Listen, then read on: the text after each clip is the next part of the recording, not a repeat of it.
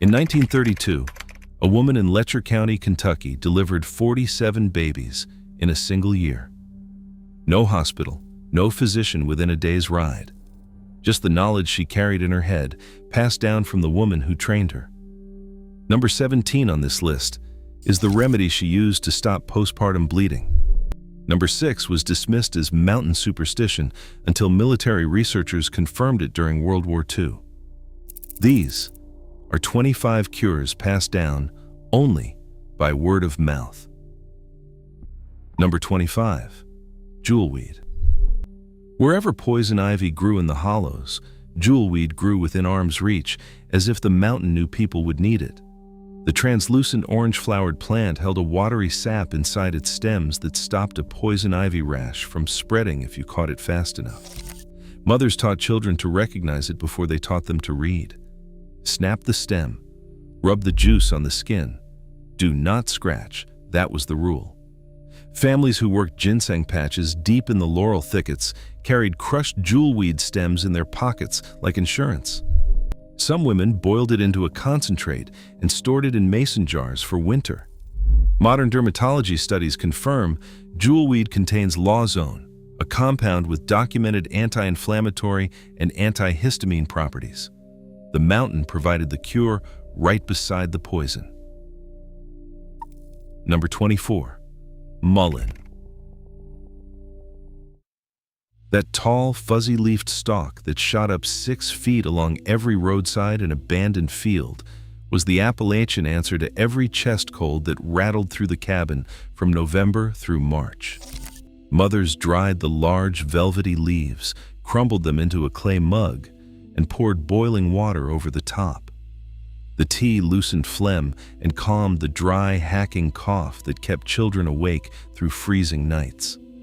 Some families smoked the dried leaves in a corncob pipe, drawing the vapor deep into the lungs for bronchitis, so stubborn that weeks of coughing left ribs sore. The fine hairs on the leaf needed straining through muslin. Otherwise, they irritated the throat worse than the cough itself. Everyone who used it knew this. Pharmacological research has since identified verbascoside in mullein, an anti-inflammatory compound that explains exactly why that smoky, bitter tea worked when nothing else would. Number 23rd, plantain leaf, not the banana. The broad, ribbed weed that grew in every trampled yard and wagon path across the southern mountains. When a child stepped on a yellow jacket nest barefoot, and every child did at least once a summer, their mother grabbed a plantain leaf, chewed it to a pulp, and pressed the green mass directly on the sting. The enzymes in the saliva activated compounds in the leaf that drew venom and reduced swelling within minutes. Old-timers called it white man's footprint because it seemed to grow wherever people walked. It treated bee stings, spider bites, splinters that had gone septic, and the raw, blistered skin from working timber in wet boots. A handful of leaves cost nothing and grew back within days. Modern herbalists confirm plantain contains allantoin, the same compound found in wound creams that sell for $12 a tube. Your great-grandmother had it growing in the dirt beside the back steps. Number 22, sassafras. Every spring, families across Appalachia dug sassafras roots to make the tea that marked the turning of the season. The belief was firm and universal. After a long winter of salt pork, dried beans, and biscuits, the blood turned sluggish and thick. Sassafras tea thinned it and cleaned the body for warmer months. Fathers dug the roots, scrubbed them, and shaved the rust-colored bark into pots of boiling water. The kitchen filled with a sweet, root beer-like aroma that children associated with the first warm days of March. By 1960, the FDA flagged safrole, a compound in sassafras, as a potential carcinogen at massive laboratory doses. The old spring ritual began to fade. But for 200 years before that ruling, sassafras tea was the most universally consumed medicinal drink in the mountains. Some families never stopped. They knew. Number 21. Yellowroot, The bitter, golden-hearted root that grew along cold mountain streams was the sore throat remedy of the entire southern Appalachian range. Mothers dug the roots in fall when the alkaloid concentration was highest, dried them, and steeped pieces in hot water until the liquid turned deep amber. Children winced at the taste, aggressively bitter. But a gargle of yellow root tea could knock out a raw, infected throat overnight. Families used it for mouth sores, gum infections, and stomach ailments so reliably it became currency in some communities. A bundle of dried yellow root traded for eggs or flour. The plant contains berberine, an alkaloid now sold in capsule form at health stores for $15 a bottle. Your great-grandmother pulled it from a creek bank for free. Number 20. Spice bush. The aromatic shrub that dotted moist bottomlands and cove forests served as Appalachia's fever reducer long before aspirin arrived by mail order. Mothers stripped the bark and twigs, simmered them in water, and gave the warm, spicy tea to children burning with fever. The taste was pleasant, almost like allspice, which made it one of the few remedies children did not fight. During influenza outbreaks in the early 1900s, when families were too isolated to reach a physician, spicebush tea was sometimes the only treatment available. Women passed the knowledge from cabin to cabin. Boil the bark, cool it enough to drink. Keep the child covered and sweating. By morning, the fever usually broke. Spicebush berries were also dried and ground as a seasoning. One plant served the kitchen and the medicine shelf. Nothing in the mountains had just one job. Number 19. Boneset.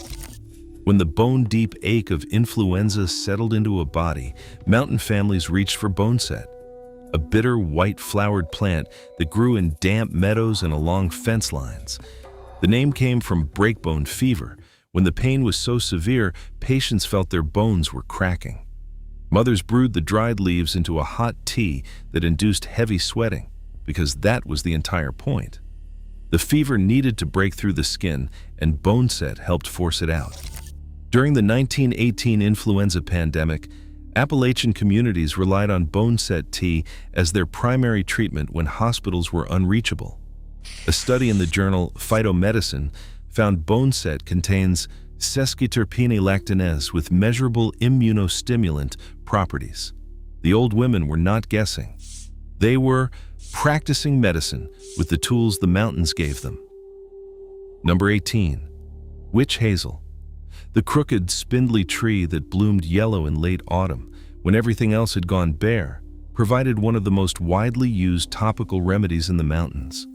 Mothers simmered the bark and twigs, strained the liquid, and applied it to cuts, bruises, hemorrhoids, and the swollen varicose veins that came from years of standing over cook stoves and wash tubs.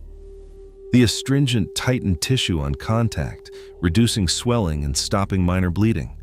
Mountain families had been using the homemade version for generations before commercially distilled witch hazel appeared in drugstores in the 1930s. Children got it on scrapes. Fathers used it on saw cuts. Midwives kept it beside the birthing bed.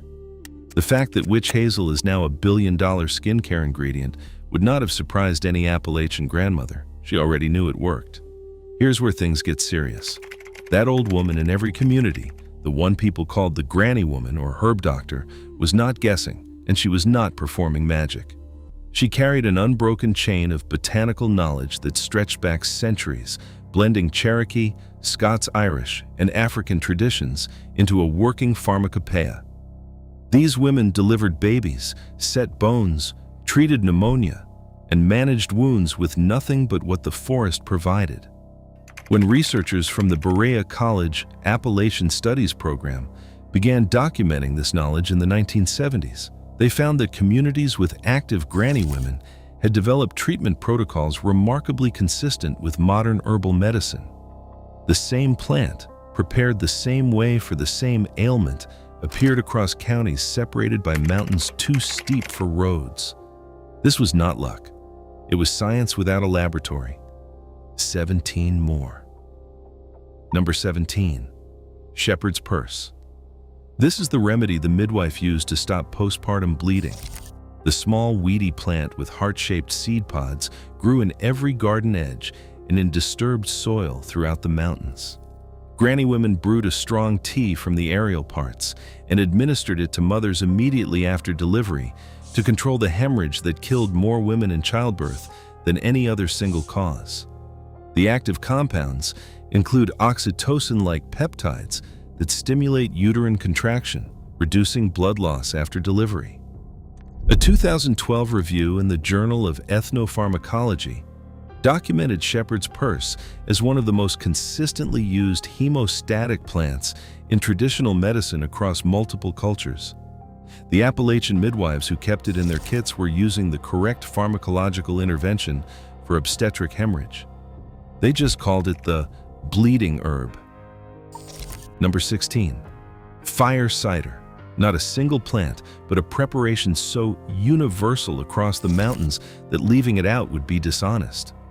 Families packed a mason jar with raw garlic, onion, horseradish root, hot peppers, and ginger, then covered everything in raw apple cider vinegar. The jar sat 4 to 6 weeks, shaken daily, until the vinegar absorbed every sharp, burning compound those roots had to offer. A tablespoon at the first sign of a cold was the standard dose. Children gagged, adults grimaced. The combination of allicin from garlic, capsaicin from peppers, and acetic acid from the vinegar created a genuine antimicrobial and circulatory stimulant. The ingredients cost almost nothing because most of them grew in the garden. Modern herbalists have rebranded fire cider as an artisanal wellness tonic. A 16-ounce bottle sells for $22 at health food stores. Your great-grandmother made it in a barn. Number 15. Black cohosh.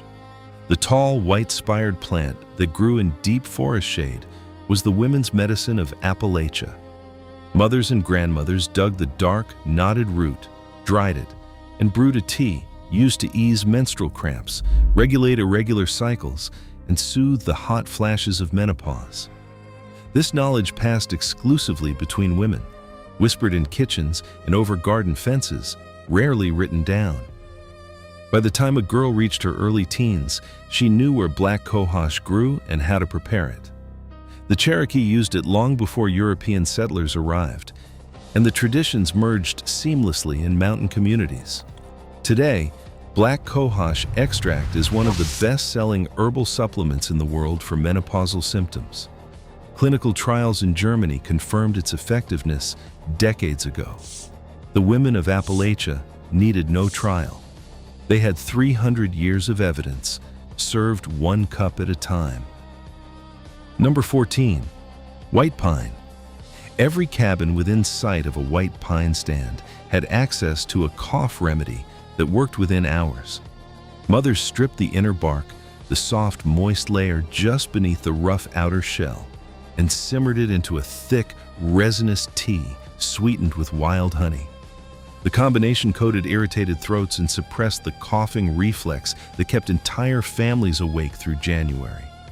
White pine needles were also steeped for a tea rich in vitamin C, a critical nutrient during winters when fresh fruit was non-existent and scurvy was a quiet threat to children who looked pale by February.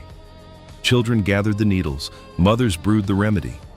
The whole household benefited from a tree that grew so commonly. Nobody thought to call it medicine, but that is exactly what it was. Number 13. Ginseng. No plant carried more weight in Appalachian culture. It was medicine, money, and identity.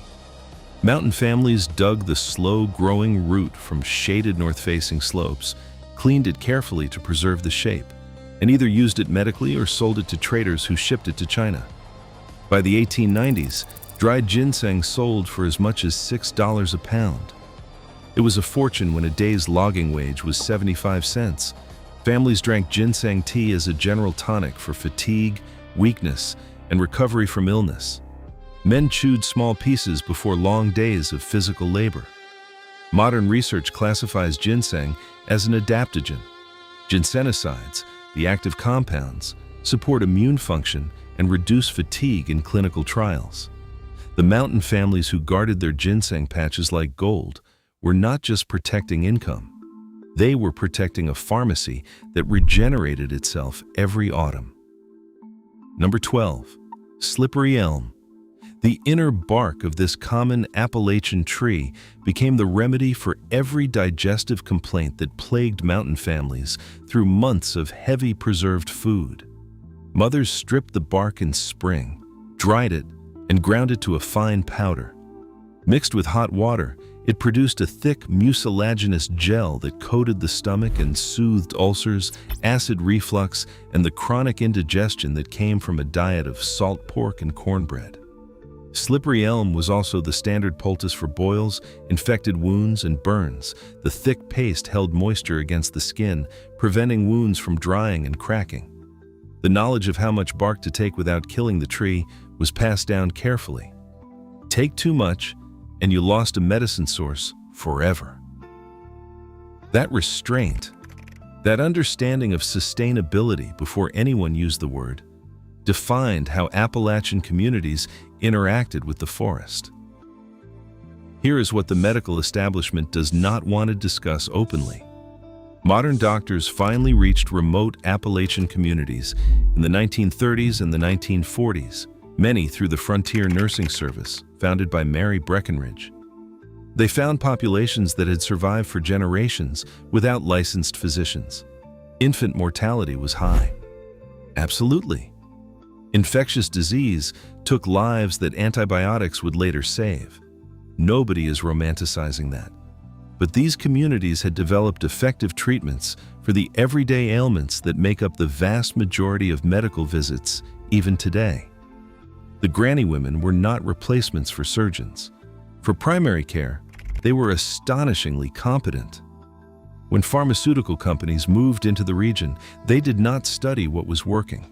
They sold replacements for it. The knowledge did not transfer. It was overwritten. Number 11. Bloodroot. The small spring wildflower with white petals and a root that bled brilliant orange-red sap was one of the most potent and carefully handled plants in the mountain chest. Granny women used tiny amounts of the root externally to treat warts, skin tags, and fungal infections. The sap was caustic enough to destroy abnormal tissue on contact. But dosage was everything. Too much burned healthy skin and left scars. The knowledge of exactly how much to use was the difference between a cure and a wound. Cherokee healers used bloodroot long before European contact. The compound sanguinarine, which gives it that blood-red color, has since been studied for antimicrobial and anti-tumor properties. This was not a casual remedy.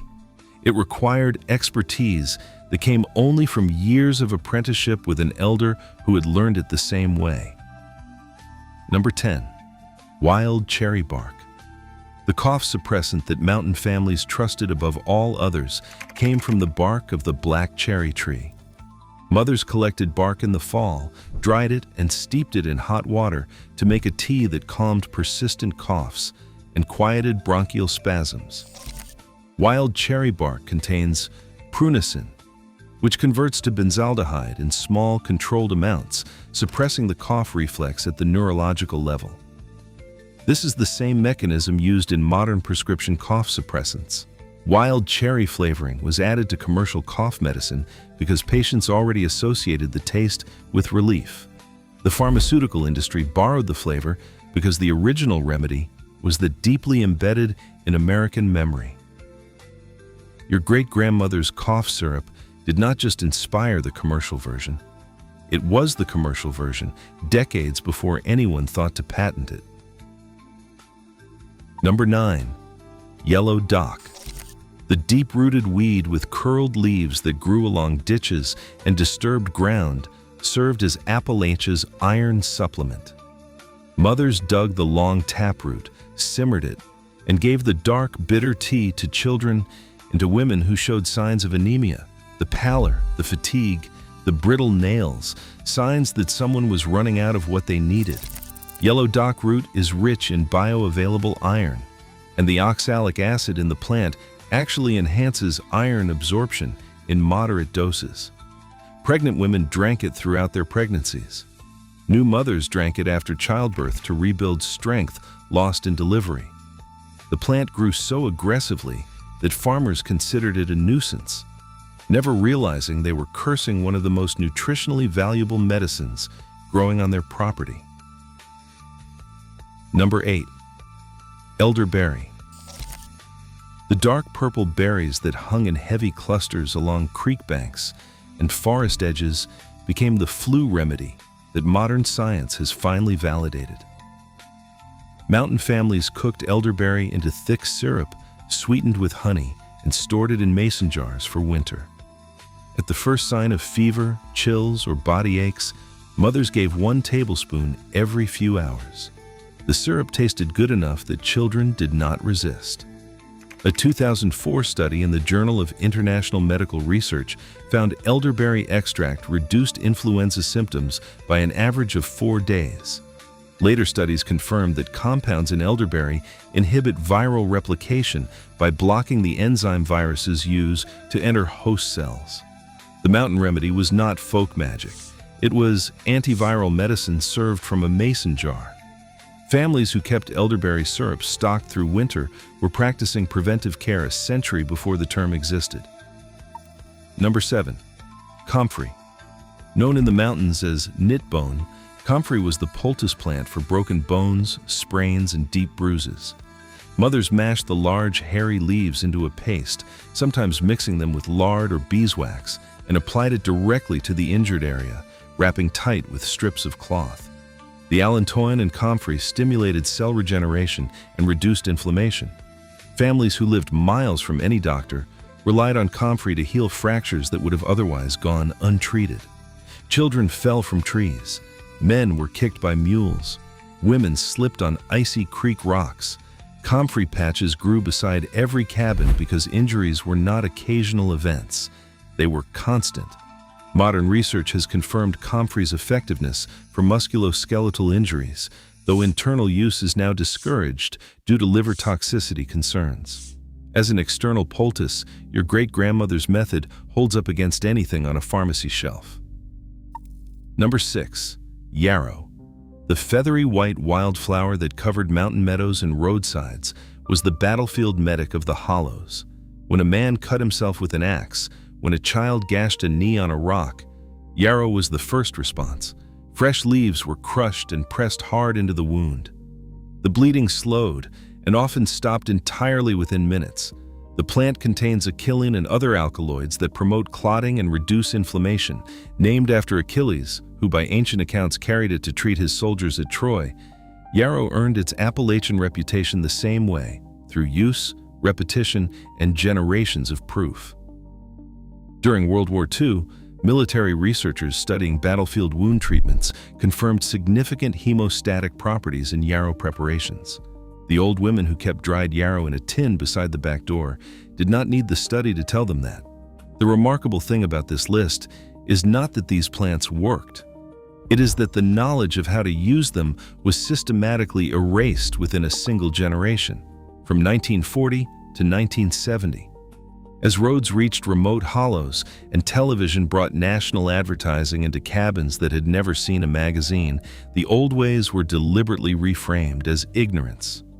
Pharmaceutical advertising told families that modern medicine had replaced everything their grandmothers knew. The granny women did not stop knowing. Their grandchildren simply stopped asking.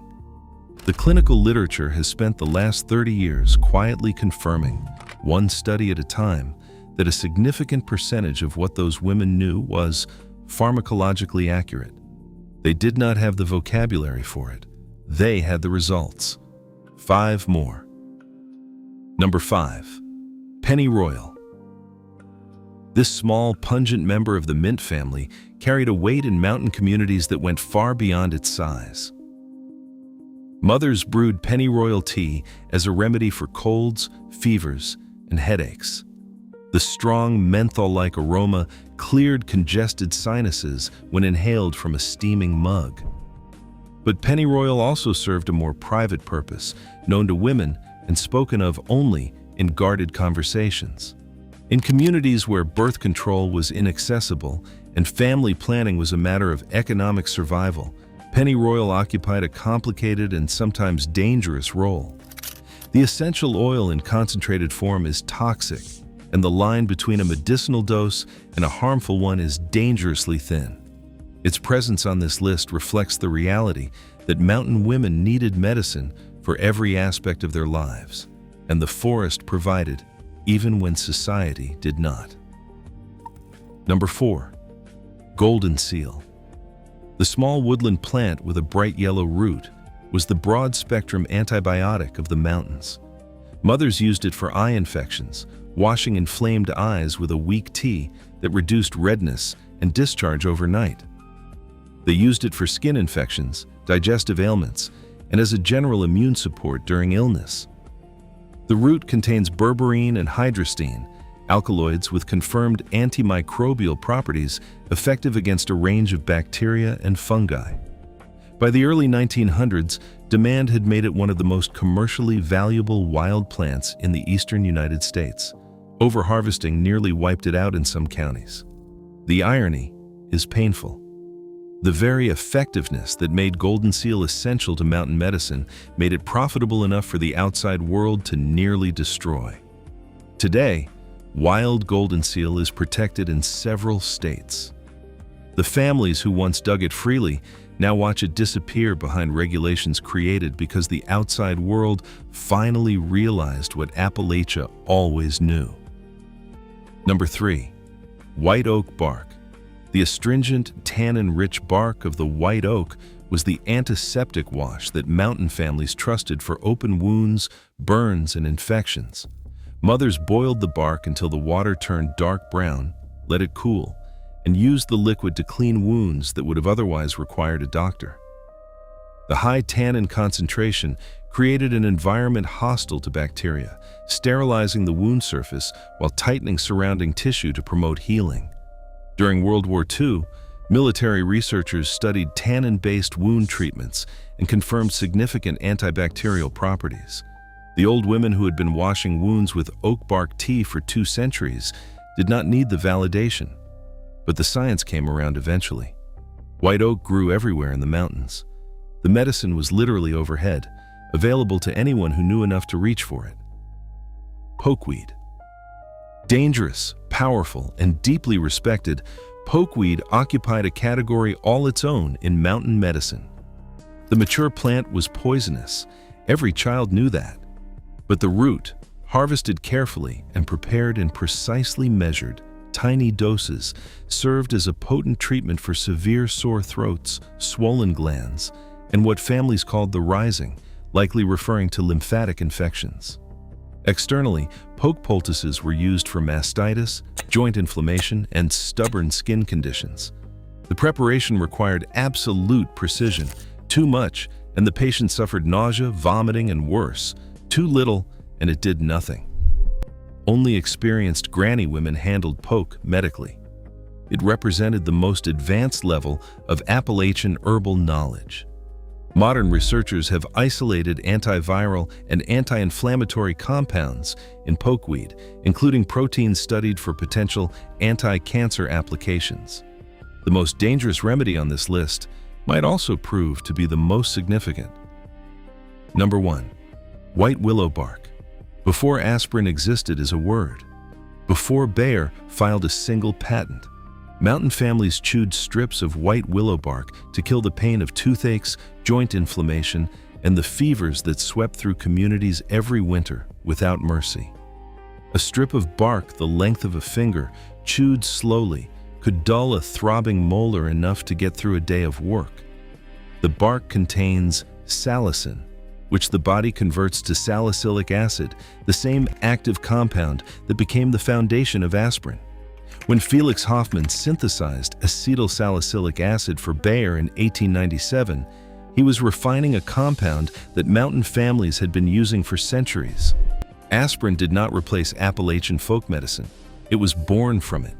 And the families who peeled willow bark by lantern light, who brooded over wood stoves for children shaking with fever, They were the original pharmacists. They did not have degrees, they had results.